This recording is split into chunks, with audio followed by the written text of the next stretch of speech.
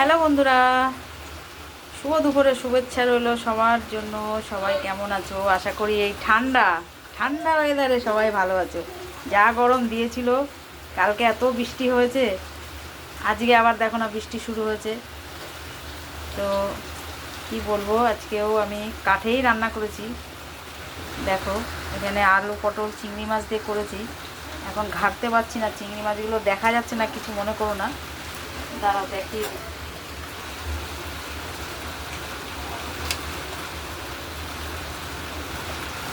এ দেখো আছে, ভেতরে আছে, আমি ঘাটছি না, এটা মাখা মাখা তরকারি করেছি তো ঘাটছি না। তো দেখো এখানে আলু পটল চিংড়ি দিয়ে করেছি মাখা মাখা করে, সব কাঠে বানিয়েছি আমি। এ দেখো উচ্ছে কুমড়ো ভাজা করেছি।